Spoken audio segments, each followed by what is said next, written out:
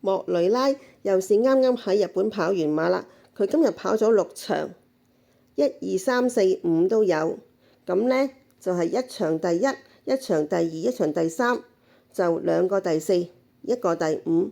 雖然呢，尋日同今日都係贏一場，不過呢，今日同尋日就天淵之別咯，因為佢今日贏嘅係1級賽櫻花賞，亦即係話呢，佢已經連續2年贏咗呢項大賽啦。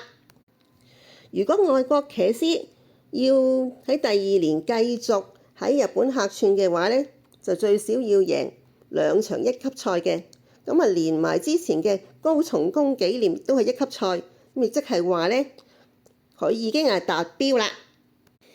贏完櫻花賞啊，佢仲同跑第2嗰個騎師喺馬背上邊握下手添，個練馬師開心到啊，好似贏打比咁啊！我幾驚佢扯佢落嚟啊！哎呀，大佬啊，你要攬佢啊，都等佢落咗馬先攬啦。佢贏櫻花賞嗰件彩衣呢，佢應該着慣着熟噶啦，係啊，姚滿平嗰件嚟嘅，咁就應該係同一個馬主啩。我初初仲以為橡木城再跑櫻花賞添，原來唔係，每一隻馬都只係有一次機會跑櫻花賞嘅啫，騎師就梗係唔同啦。今日阿莫雷拉可以袋落袋嘅獎金呢，應該都有啊，大概34萬港紙左右啦嚇。咁佢呢個客串期直到而家啊，都應該攞咗超過200萬港紙嘅獎金噶啦。本來呢，佢就可以喺日本客串1個月，即係大概4個禮拜到啦嚇。佢啊想早啲返鄉下睇仔啊嘛，所以呢次只會係客串1個月嘅啫。不過由於佢啊冠軍賽馬日會返香港啦，所以佢跑埋下個禮拜呢，佢喺日本呢個客串期就應該暫時結束㗎啦。至於每年有3個月嘅 quota， 跟住嗰2個月佢會幾時再去呢？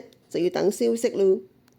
不過今日日本嗰個阪神馬場落雨啊，好多騎師都變晒落湯雞啊，所以都話啦，騎師錢呢係唔易揾嘅。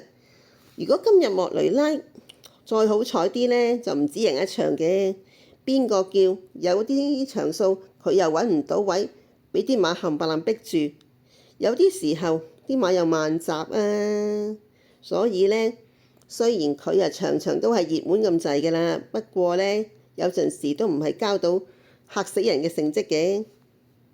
佢未贏櫻花賞之前啊，甚至乎有人喺個網頁度留言話：莫雷拉先生啊，係咪有人同你講叫你唔好贏咁多場啊嚇？嚇咗我一跳啊！乜日本人都興咁講嘅咩？我仲以為淨係香港先有呢支歌仔唱，有呢個馬迷之間嘅傳說添。有馬迷話，自從莫雷拉離開咗香港，喺第2度比賽之後啊，好似開心咗好多喎。邊個都睇到啦。其實以佢嘅實力，使乜揸到條頸燈芯咁幼咁屈喺香港先得㗎？有消息話香港呢邊又想揾第啲騎師嚟客串啊，或者係長駐喎。有人肯嚟先算啦，就算嚟嘅都唔係咩大騎師啦，係嘛？連日本騎師都知道香港係馬會冠軍嘅領域，仲有邊個係會孤陋寡聞到唔知嘅呢嚇？